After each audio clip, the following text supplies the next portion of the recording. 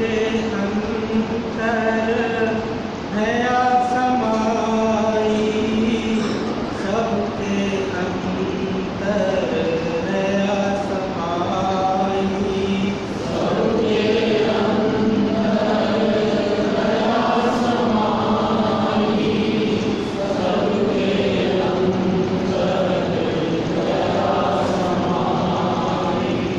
रमता राम कोई गुनी दियाई, रमता राम कोई गुनी दियाई, रमता राम कोई गुनी दियाई, रमता राम कोई गुनी दियाई।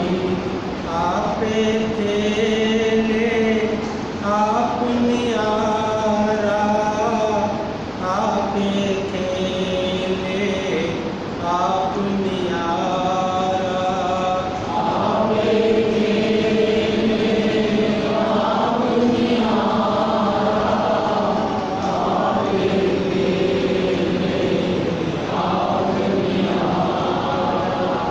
रमता राम का अजब पसारा, रमता राम का अजब पसारा, रमता राम का अजब पसारा, रमता राम का अजब पसारा। रोम रोम रमत स्वामी, रोम रोम रमत स्वामी, रोम रोम रमत स्वामी, रोम रोम रमत स्वामी। राम नाम भज अंतर्यामी, राम नाम भज अंतर्यामी, राम नाम भज अंतर्यामी, राम नाम भज अंतर्यामी। मानुष जीवन का करो सुधार, मानुष जीवन का करो सुधार, मानुष जीवन का करो सुधार, मानुष जीवन का करो सुधार। अमृत नाम प्रभु लियो चितार, अमृत नाम प्रभु लियो चितार, अमृत नाम प्रभु लियो चितार, अमृत नाम प्रभु लियो चितार।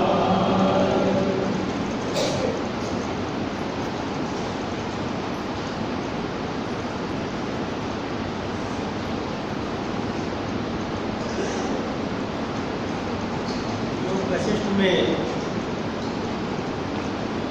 एक प्रसंग आता है,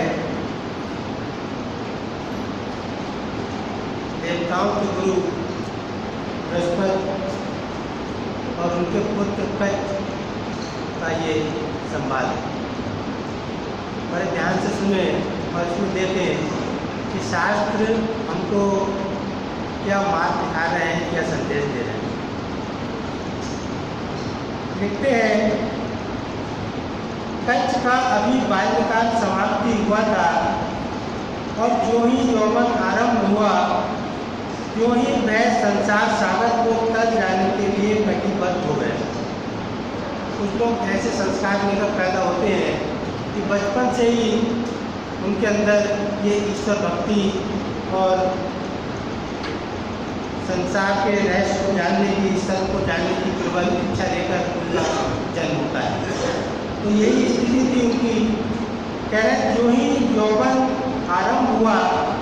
त्यों ही वह संसार सागर को तर जाने के लिए कटिबद्ध हो गया। वह पद और पदार्थ का यथार्थ ज्ञाता था। वह अपने पिता बृहस्पति से कहने लगा, भगवान, सब धर्मों का ज्ञान रखने वाले पिताजी, मैं इस संसार की जाल से कैसे बाहर निकल सकता हूँ, ये आप बताइए। कि उसके पिता सत्समर्थ थे, देवताओं के गुरु थे, तो इसलिए उनसे प्रार्थना की कि मुझे ऐसा उपाय बताइए ताकि मैं संसार सागर से मुक्त हो सकूँ।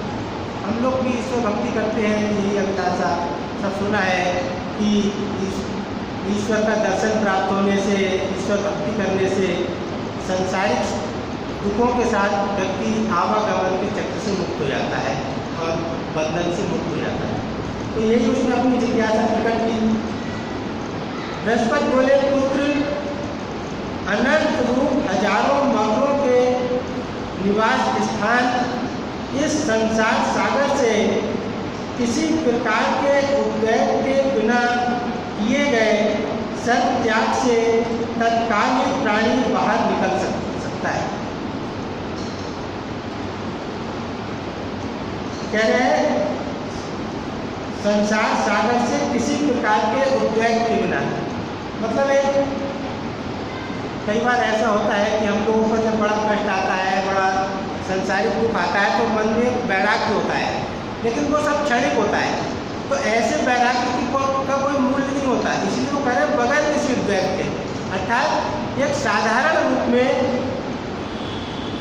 सर्व त्याग से तत्काल प्राणी बाहर निकल सकता है। केवल एक ईश्वर प्राप्ति की इच्छा लेकर जो त्याग करता है, वैराग्य धारण करता है, वो इस संसार से मुक्त हो सकता है। अब कह रहे हैं, अपने पिता का ये परम पवित्र वचन सुनकर कच्छ सब कुछ परित्याग करके एकांत वन में चला गया। पुत्र के चले जाने से बृहस्पति को चित्त में जरा भी उद्वेग नहीं हुआ। पुत्र ने संसार छोड़ दिया, लेकिन गुरु बृहस्पति को इसका कोई परेशानी या दुख नहीं हुआ, क्योंकि जो महान होते हैं उनका मन संयोग और वियोग दोनों में सुमेरु पर्वत के सदृश अचल रहता है। वन में जाने के अनंतर उसे जब 8 वर्ष व्यतीत हो गए, तब किसी महारण में उस कच्छ ने अपने पिताजी का दर्शन किया। जब वन में उसको 8 वर्ष व्यतीत हो गए, तब एक दिन उसको अपने पिता का दर्शन हुआ। कच्छ ने पहले अपने पिताजी की विधि पूर्वक पूजा की, फिर उन्हें प्रणाम किया। बृहस्पति ने भी अपने पुत्र का आलिंगन किया। इसके बाद कच्छ ने अत्यंत मधुर वाणी में बृहस्पति से कहा, पिताजी, मैंने जो सर्व त्याग किया है उसका आज यद्यपि 8वां वर्ष है, तथापि मुझे अभी तक निर्मल शांति प्राप्त नहीं हुई। सब कुछ त्याग करके वन में रह रहे हैं, ईश्वर की भक्ति कर रहे हैं, लेकिन पिता से फिर भी कह रहे हैं कि आज भी वह कमी बनी हुई है, तथापि मुझे अभी तक निर्मल शांति प्राप्त नहीं हुई। अब गुरु बृहस्पति ने कहा कि कच्छ, कह रहे हैं, कच्छ अरण्य में इस प्रकार की वचन बोल रहा था कि उनके पिता ने कहा, सभी का त्याग करो, और ये कहकर पिता उनके अदृश्य हो गए। अब उनको लगा कि मैं सर्व त्याग कर आया और 8 वर्ष हो गए, कुछ उसको प्राप्त नहीं हुआ, अंदर से शांति नहीं मिली। तब पिता ने दोबारा कहा कि सर्व त्याग करो, तो इसका मतलब कि कुछ त्याग में कमी रह गई। पुत्र नहीं समझा इस बात को, लेकिन पिता जानते थे, तो उन्होंने फिर एक शब्द कहा कि सर्व त्याग करो।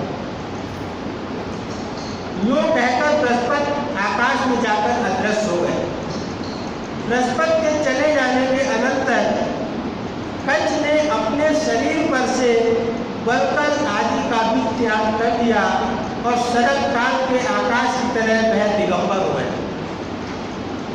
उन्हें लगा कि शायद मेरे त्याग में कुछ कमी थी, क्योंकि वस्त्र वगैरह धारण किए थे, आदमी सब कुछ छोड़ देता है, फिर भी कुछ जरूरी आवश्यक चीज़ें अपने पास रखता है। उसको लगता है कि इनके बिना तो शायद जीवन नहीं है, इसलिए कुछ चीज़ें होंगी उनके पास, तो उन्होंने बस उपदेश दिया कि सब त्याग करो। अब जब ये उपदेश सुना तो उन्होंने अपने शरीर सारी जो आवश्यक चीज़ें थी जो समझते थे उन सबका परित्याग कर दिया, यहाँ तक कि शरीर के वस्त्रों का भी त्याग कर दिया और कहने लगे, और वह दिगंबर होकर रहने लगे। वह अनावृत दिशाओं में रहने लगा, उसका शरीर शांत और शून्य हो गया तथा वह केवल श्वास मात्र ले रहा था। 3 वर्ष के बाद खिन्नचित्त उसने किसी एक जंगल में फिर अपने गुरु मुनि पिताजी का दर्शन किया।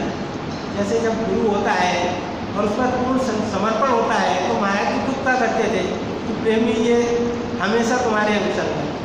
तो गुरु उस शिष्य की भक्त की साधना देख रहा है, उसको मार्गदर्शन करने के लिए हमेशा हाजिर है। तब 3 वर्ष के बाद बृहस्पति पुनः उपस्थित हो गए। भक्ति से उसने अपने पिताजी का फिर पूजन अभिवादन किया। पिताजी ने भी अपने पुत्र का आलिंगन किया। इसके अनंतर कच दुखित होकर फिर कच वाणी से पूछने लगा। कच ने कहा, पिताजी मैंने सबका त्याग कर दिया, कंथा दंड कमंडल आदि का भी त्याग कर दिया, तथापि अपने आत्मपद में मेरी स्थिति नहीं हुई। अब मैं क्या करूं? जो बिल्कुल आवश्यक चीज़ें थी, वस्तुएं थी जीवन निर्वाह के लिए, उनका भी त्याग कर दिया। लेकिन फिर भी कहने लगे 3 वर्ष हो गए, लेकिन फिर भी जो पद वो चाह रहे थे, आत्मपद जिसको मोक्ष पद कहते हैं, बंधन से मुक्त पद कहते हैं, परम आनंद स्थिति कहते हैं, वो आज भी प्राप्त नहीं। अब क्या कह रहे हैं पिता, यहाँ से हम लोग का मार्गदर्शन शुरू होता है। बृहस्पति बोले, पुत्र चित्त ही सब कुछ है। तुमने बाहरी वस्तु का तो सब त्याग कर दिया, संसार की समस्त वस्तु पर त्याग कर दिया, लेकिन कह रहे हैं पुत्र चित्त ही सब कुछ है, अतः उसी को त्याग कर तुम अपने स्वरूप में स्थित हो जाओ। जो आत्मपद है वो अपने स्वरूप में स्थित होना है। तो जब तक ये जीव अपने स्वरूप में स्थित नहीं होता तब तक उसको कभी भी जिस आनंद की वो चाहना कर रहा है, जिसको मोक्ष कहते हैं, जिसको मुक्ति कहते हैं, जिसको बंधन से मुक्त होना कहते हैं, वो उसको प्राप्त नहीं होता। तो कह रहे हैं चित्त ही सब कुछ है, अतः उसी को त्याग कर तुम अपने स्वरूप में स्थित हो जाओ। सर्वज्ञ लोग चित्त त्याग को ही सर्व त्याग कहते हैं। क्योंकि पिता ने कहा था कि सर्व त्याग करो, तो वो चित्त तक नहीं पहुँचे। वो सर्व त्याग का कारण समझे संसार के पदार्थ, और उन्होंने उस पर त्याग किया। अब पिता बता रहे हैं कि चित्त का त्याग ही सर्व त्याग है। श्री वशिष्ठ जी कहने लगे, ये वशिष्ठ जी का भगवान राम को उपदेश है, ये योग वशिष्ठ जो है। तो भगवान वशिष्ठ और राम का ये संवाद चल रहा है। तो उसने लिखा कि श्री वशिष्ठ जी ने कहा, श्री राम पुत्र से ऐसा कहकर बृहस्पति शीघ्रता से आकाश में उड़ गए। इसके अनंतर अंतःकरण से खेल निकालकर वह कच त्याग के उद्देश्य से चित्त की खोज करने लगा कि ये चित्त क्या है, इसका त्याग कैसे किया जाए। खोज करने पर भी जब उसे चित्त की प्राप्ति नहीं हुई तब उसने विवेक पूर्वक विचार किया। ये विचार है, ये ज्ञान मार्ग है। तब उसने विवेक पूर्वक विचार किया कि देह आदि जो भी कुछ ये प्रसिद्ध पदार्थ है वे तो चित्त नहीं कहे जा सकते, और उनमें चित्त कहाँ रहता है, इसका भी निरूपण नहीं हो सकता। इसलिए बेचारे अपराध शून्य देह आदि का मैं व्यर्थ ही क्यों क्या करूं। इसलिए महाराज जी की वाणी में आता है कि मोटी माया सब तजे। बड़े बड़े हम देखते हैं योगी तपस्वी बड़े बड़े संसार में दिखाई पड़ते हैं, तो सब त्याग है, लेकिन जो मूल रोग है जिसको अहंकार कहा जाता है उसका त्याग नहीं। जो महाराज जी कह रहे हैं कि मोटी माया सब तजे, झीनी तजे न कोई। और जो झीनी माया क्या है, ये चित्त है, ये अहंकार है। अभी और आगे इसका वर्णन आएगा। महाराज जी ने भी समता पूरा ग्रंथ से समता विलास इसी बात पर केंद्रित रखा है। कह रहे हैं इसलिए बेचारे अपराध शून्य देह आदि का मैं व्यर्थ क्यों क्या करूं। इस परिस्थिति में अब चित्त स्वरूप महाशत्रु को जानने के लिए पिताजी के ही पास जाता हूँ, क्योंकि चित्त तक नहीं पहुँच सके, शरीर तक कौन सबकी पहुँचे, लेकिन इससे ऊपर ये फिर गुरु मार्गदर्शन करते हैं तभी व्यक्ति उठ पाता है। तो कह रहे हैं अब चित्त स्वरूप महाशत्रु को जानने के लिए पिताजी के ही पास जाता हूँ, उनसे जानकर ही मैं उसका त्याग करूँगा, तदंतर शीघ्र ही समस्त शोकों से मुक्त हो जाऊँगा। कह रहे हैं ये कहकर वो अपने पिता के पास पहुँचे और उनसे फिर पूछा कि भगवान चित्त क्या है,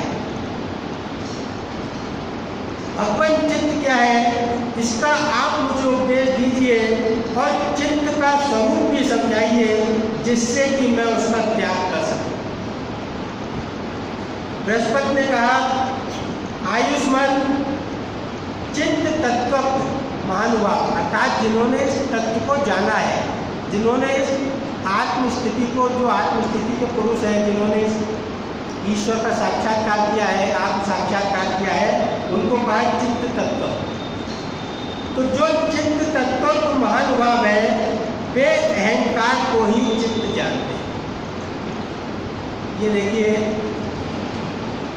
बता रहे हैं कि ये चित्त क्या है, वे अपने अहंकार को ही चित्त जानते हैं।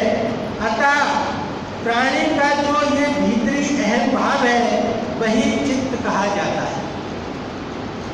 अब हम यहाँ पर देखें कि जब गुरु बृहस्पति ने पुत्र को उपदेश दिया और सर्व त्याग की बात की, तो उन्होंने संसार के समस्त पदार्थों का त्याग किया, लेकिन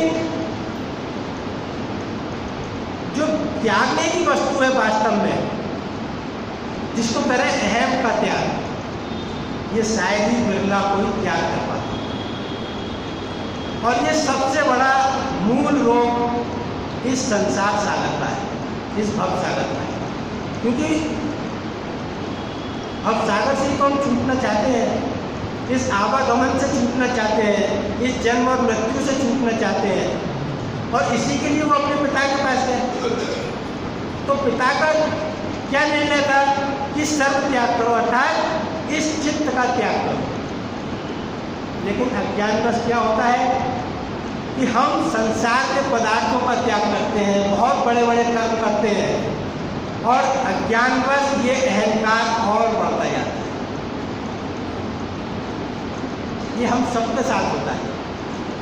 इसलिए एक बड़ी ज़बरदस्त हमने पूज्य सोमनाथ जी का काफ़ी पहले एक लेक्चर सुना था। उसमें जो बात उन्होंने कही वो देखिए, ये वचन एक पढ़ा था महाराज जी का। कह रहे हैं, अब हम यहाँ पर ये इसलिए ये प्रसंग रखा कि हम इस रहस्य को नहीं समझते। हम ईश्वर भक्ति की बात करते हैं, सारा संसार ईश्वर भक्ति करना चाहता है, और ईश्वर भक्ति के नाम पर सारा जीवन हम पूजा करते रहते हैं, मंदिरों में जाते हैं, तीर्थों पर जाते हैं, सत्संग में जाते हैं, गुरु भक्ति करते हैं, सब कुछ करते हैं, दान तप भी करते हैं, सत्कर्म भी करते हैं, सब कुछ करते हैं। लेकिन जब तक इस रहस्य को नहीं समझेंगे, जो मूल बंधन है, जो मूल अहंकार है, महाराज जी ने कई जगह लिखा, देखिए कह रहे हैं किरण सिंह समता विलास में ही 28वें पृष्ठ पर 3रा वचन है, उसमें लिखा कर्तापन ही मूल अंधकार है। और जितना रोग हम जानते नहीं, तो जो हमारे जन्म मृत्यु का कारण है कर्तापन, जो बंधन का कारण है, जो हमको ईश्वर भक्ति से दूर रखता है, वो है हमारा मन, अहम चित्त, जिसको कहते हैं चित्त, उसी को अहम कह रहे हैं और उसको महाराज जी कह रहे हैं कर्तापन। तो सत्पुरुष कह रहे हैं कि कर्तापन ही मूल अंधकार है। तो हम इस रोग को नहीं समझते हैं और सारा जीवन बड़े बड़े धर्म में काम करते हैं, बड़ी बड़ी ऊँची बातें करते हैं। तो ये काफ़ी समय पहले एक लेक्चर सुना था कुछ सोमराज जी का, उसमें उन्होंने ये वचन पढ़ा था, कह रहे हैं कि कोई ही इस विवेकी पुरुष इस कर्म अभिमान से मुक्त होने का यत्न करता है। ये जो बता रहे हैं अहम भाव, इसी को कर्तापन कहा, यही कर्म अभिमान है।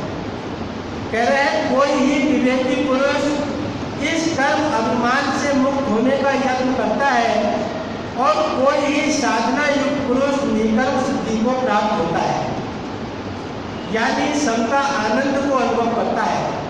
बड़े बड़े यज्ञ, तप, योग, दान, सेवा आदि कर्मों को अगर धारण कर लिया जाए, ये रहस्य की बात है, क्योंकि हमारा जितना धर्म मार्ग है, जितना अध्यात्म मार्ग है, जितना भक्ति का मार्ग है, वो कर्मों पर ज़्यादा केंद्रित है और जो मूल रोग है उसकी ओर हमारा ध्यान नहीं जाता।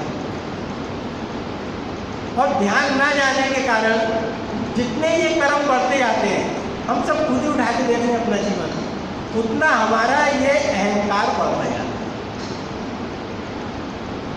तो कह रहे हैं कि बड़े बड़े यज्ञ, तप, योग, दान, सेवा आदि कर्मों को अगर धारण कर लिया जाए और पलक पलक दिखे अपने शरीर को घायल कर लिया जाए, तो भी ये वासना अंधकार नाश नहीं होता। ये जो अहम वासना है, ये अंधकार नाश नहीं होता, बल्कि ऐसे उच्च कर्म करने से बुद्धि ज़्यादा अभिमान युक्त होकर रोग और बढ़ गया, क्योंकि उस रोग का हमको पता ही नहीं था। रामायण में आता है कि जानत से कछु चीजें ही पापी। अगर रोग को पहचान हो जाए तब तो उसका इलाज हो सकता है, और अगर रोग की पहचान ही ना हो, जानत से कछु चीजें ही पापी और नाश न पावे जन पड़ता।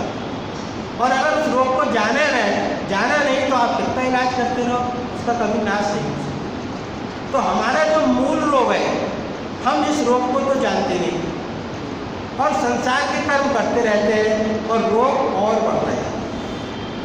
तो इसलिए सत्पुरुष कह रहे हैं कि बल्कि ऐसे उच्च कर्म करने से बुद्धि ज़्यादा अभिमान युक्त होकर सत मार्ग से पतित हो जाती है और फिर उसका परिणाम दिखाई देने लगता है कि कुछ समय बाद उसका अभिमान और बढ़कर ये बुद्धि पतित हो जाती है। तो इसलिए आगे लिख रहे हैं एक और बड़ी महत्वपूर्ण बात, देखिए एक प्रश्न 29 पर वचन नंबर 5 है, इसमें लिखा अब ये रोग क्यों है। अब ये इन्होंने अपने पुत्र को बता दिया, थोड़ा सा मैं पूरा करता हूँ। अब ये अहंकार का हमको नाश करना है। अब इसका और उपाय बता रहे हैं। अब वो पुत्र पूछ रहा है कि इस अहंकार का त्याग कैसे किया जाए। बात यहाँ पर आती है, इस अहंकार का त्याग कैसे किया जाए। तो कह रहे हैं, कच्छ ने कहा कि इस अहम भाव रूपी चित्त रूप का उपाय बताइए जिससे इसका त्याग हो सकता हो। अब बृहस्पति जी कह रहे हैं, अहंकार रूप चित्त का त्याग फूलों के मर्दन से भी और नेत्रों के मिलन से भी अत्यंत सुलभ है। वो कह रहे हैं ये बड़ा सरल काम है, हमको तो बहुत कठिन लगता है, लेकिन उनके लिए सुलभ इसलिए क्योंकि वो योगी पुरुष है, उस रहस्य को जान लिया। तो इसलिए वो कह रहे हैं ये बड़ा ही सुलभ काम है कि कैसे है? अतः इसके त्याग में तनिक भी क्लेश नहीं है, ये बड़े आसानी से छूट सकता है। इसका त्याग जिस उपाय से सुलभ होता है वो उपाय मैं तुम्हें बतलाता हूँ। देखिए, ये मूल रोग है और ये जो अहम है यही हमारे जन्म मृत्यु का कारण है, यही संसार के दुखों का कारण है, ये सब साथ कह रहे हैं। तो इसका उपाय बता रहे हैं, सुनो, जो वस्तु केवल अज्ञान से उत्पन्न होती है उसका परमार्थ के यथार्थ ज्ञान से विनाश हो जाता है। अब इसका रहस्य क्या होता है कि ये जो अहम है इसकी वास्तव में कोई इसका अस्तित्व नहीं है, ये वास्तव में केवल अज्ञान कल्पित है।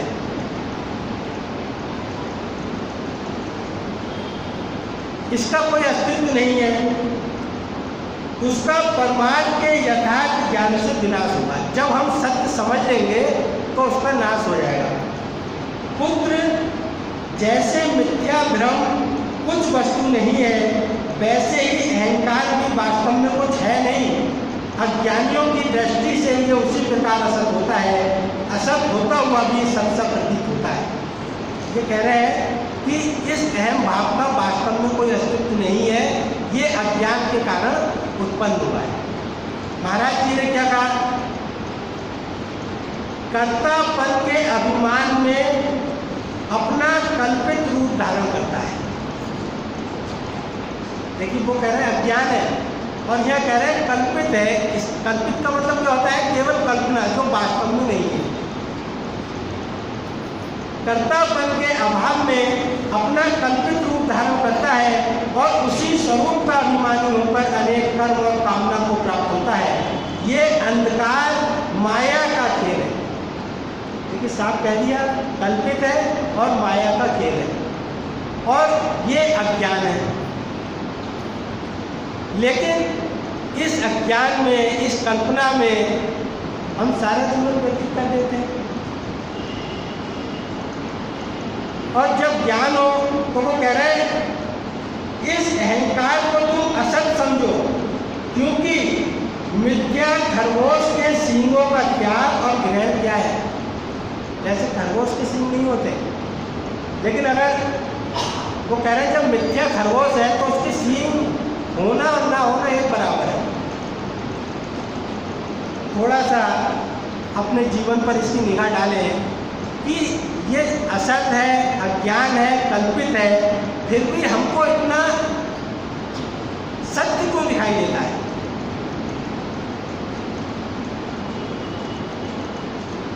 रामायण की चौपाई आती है, एकदम समय ध्यान से उतर रही है। उसका अर्थ ये है कि ये संसार ईश्वर को न जानने के कारण, ईश्वर को न जानने के कारण ये संसार हमको सत्य दिखाई देता है। अभी ध्यान आ जाएगी तो मैं बोल दूंगा। लेकिन ये कल्पित और अज्ञान होने के बावजूद अब हम अपना अनुभव देखें, अपना निर्णय करें कि हमको अपना अहम असत लगता है? नहीं लगता। क्यों नहीं लगता? अज्ञान के कारण। अब इस अज्ञान का एक उदाहरण दिया। क्या उदाहरण है इस अज्ञान का?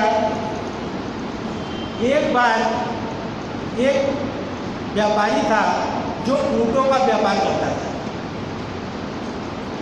एक बार बहुत सारे ऊँट खरीद कर लाया और जब घर पर ले आया तो उसने अपने ऊँटों को रात को जो भी ऊँटों की बांधने की जगह थी वहाँ पर बांधा। लेकिन अंत में क्या हुआ कि जो बांधने की रस्सी थी वो खत्म हो गई, जिससे ऊँट को बांधते थे। वो रस्सी खत्म हो गई। अब वो बड़ा परेशान कि मैं इसको कैसे बांधूं, बगैर बांधे तो पशु कहीं भी चला जाएगा। तो कहते हैं कि उसने अपने गुरु को फ़ोन किया, जो भी उनका उस्ताद था उसको फ़ोन किया कि ऐसे ऐसे अब रात हो गई तो मैं कहाँ जाऊँ, पर एक ऊँट रह गया है, उसको बांधना है। तब उसके गुरु ने उसको उपाय बताया कि ऐसा करो कि तुम केवल उनके पास जाओ और उसके गले में ऐसे करके हाथ डालकर कई बार रस्सी लपेटो और उसमें गांठ बांधो, और फिर वो रस्सी को खींचकर जो सामने खूंटा लगा है उस खूंटे से उसको कस के बांध देना। ये सब कल्पित था। उसको ताज्जुब भी हुआ कि शायद ये तो एक मजाक की बात हो रही है, लेकिन गुरु का आदेश था, उसने ऐसा ही किया और उसने उसको कस के बांध दिया। लेकिन उसके मन में चिंता रही कि ये मैंने ऐसा कर्म किया है, जैसे बेवकूफ़ी का, चलो गुरु ने कहा है तो। रात भर उसको बेचैनी में नींद नहीं आई और सुबह जैसे ही आँख खुली तो वो अपने उस स्थान पर गया तो उसने देखा कि सारे ऊँट उसी प्रकार खड़े थे, जिनको बांध रहा था वो भी, और जिनको उसने कल्पित रूप से बांधा था वो भी उसी स्थान पर। तो उसको बड़ा खुश हुआ कि चलो गुरु की युक्ति काम तो आगे कर सकती। अब उसने अपना दिनचर्या जो भी सुबह का कार्यक्रम था निपटाया और वो उनको बेचने के लिए फिर बाजार में जाने लगा, और उसने सारे ऊँटों को खोला और उनको लेकर चल दिया और उस ऊँट को भी हाँका, लेकिन वो ऊँट टस का मस नहीं। कई बार उसने उसको चलाने की कोशिश की और वो वहीं पर खड़ा। अब वो परेशान हो गया कि भाई इसको क्या हो गया, इसको तो मैंने बांधा नहीं है। फिर उसने जब परेशान हो गया तो गुरु को कहा कि ऐसे ऐसे मैंने रात किया था, लेकिन ये तो वहीं पर खड़ा है। तब गुरु ने उसको बताया कि भाई इसको खोला तुमने? उन्होंने कहा शायद मैंने बांधा कहा था। बोले पहले उसको खोलो, जब उसको खोलोगे तभी वो अपने स्थान से चलेगा। अब उसने जाकर फिर उसके पास आया और उसके गले से रस्सी खोली, ऐसे करके उसके उसमें से वापस निकाला और फिर खूंटे से उसको खोलने का पूरा, जैसे बांधने का नाटक किया था, पूरा उसको खोलने का ड्रामा किया। और उसके बाद जब उसको हाँका तो उसको ये कल्पित अज्ञान, ये सत्पुरुष हमको बता रहे हैं कि ये जो तुम्हारा अहम है ये इसी भांति कल्पित अज्ञान है, और हम सारा जीवन इसी अहंकार के में बंधे रहते हैं, कभी इससे छूट नहीं पाते। महाराज जी ने या किसी भी आप संत को देखें, शास्त्र को देखें, जब हम बंधन की बात कहते हैं तो क्या कभी किसी ने कहा कि अपने गले की रस्सी खोलो? उन्होंने क्या कहा कि ये सारा जो जन्म है, मृत्यु है, बंधन है, मोक्ष है, दुख है, सुख है, ये सारा आपके मन में है, इसके अतिरिक्त इसकी कोई सत्ता नहीं है। और इससे छूटने का उपाय कोई बाहरी उपाय नहीं बताया, केवल मन को ही वापस लाने का। क्योंकि अज्ञान के कारण ही जो तुम जिसको कहते हैं ईश्वर अंश, अज्ञान के कारण ही उस ईश्वर अंश से तुम विलय हुए। महाराज जी कह रहे हैं ना कि कर्तापन के उत्पन्न होने का कोई कारण नहीं है, ये केवल कल्पित रूप से उत्पन्न हुआ और जीव बंधन में आ गया।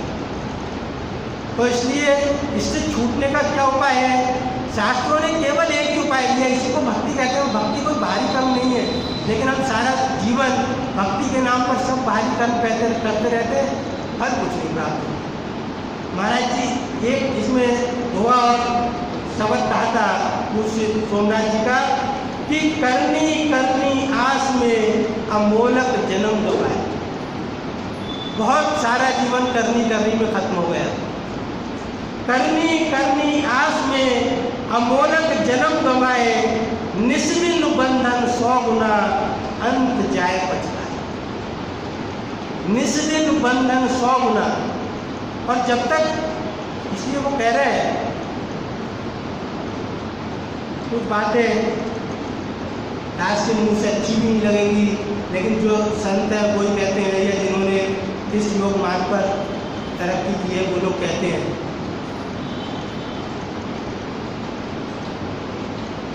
यहाँ पर सही नहीं लगेगा, लेकिन हम ये रहस्य को समझें कि बंधन भी अपनी कल्पित अहम भाव के कारण है, और छूटना भी इस अज्ञान को दूर करने के कारण ही आप इस बंधन से छूट सकते हैं।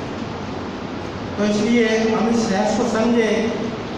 संसारिक कर्म तो हम जितना करते हैं, आप देख लीजिए, वो केवल इस हमारे अहम भाव को पुष्ट होने करता है। जो भी हम संसारिक कर्म करते हैं क्या पुष्ट करता है, और वो अहम भाव क्या है, जो आत्म स्थिति थी जिसको ईश्वर कहते हैं, उससे हम अहम भाव के कारण छूट गए और इस देह के अहम भाव में फंस गए। और जितना हमारा कर्म हो रहा है वो इस देह को अहम भाव को बढ़ाने वाला है।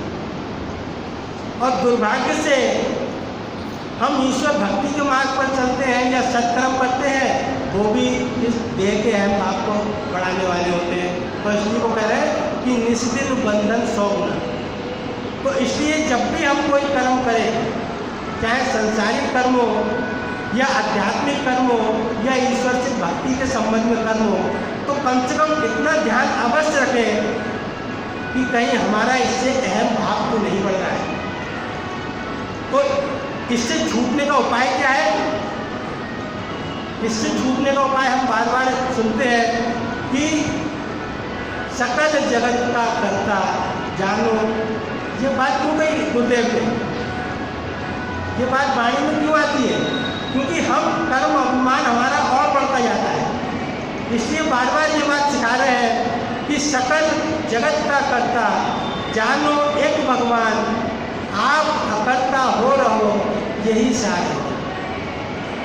इसलिए संसार का कार्य करते समय भी बार बार यही सिखाया जाता है कि इसको प्रभु की कृपा जाने। कोई धार्मिक कार्य कर रहे हैं तब भी प्रभु के हाथ में, तब भी ये ध्यान रहना चाहिए कि वही हमसे करवा रहा है, मेरी कोई इसमें करने की सामर्थ नहीं है। जब धीरे धीरे ये स्थिति बढ़ती है तब हमारा धीरे धीरे ये अहम भाव कम होता है और फिर हमको गुरु का प्रसाद मिलता है और हम इस वास्तव में जो मनुष्य जीवन का लक्ष्य है, साधन धाम मोक्ष का द्वारा, जब ये धीरे धीरे अहम भाव बिल्कुल समाप्त होता है तब व्यक्ति को वास्तव में उस मोक्ष की प्राप्ति है। तो इसलिए बस थोड़ा सा यही ध्यान रखें कि कर्म ऐसे करें कि हमारे कर्मों में अहम भाव कर्तापन की वृद्धि ना हो, धीरे धीरे ही कम होते जाएं, तभी हमारा ये सब शास्त्र सुनना, सत्संग, ये सब सार्थक हो सकता है।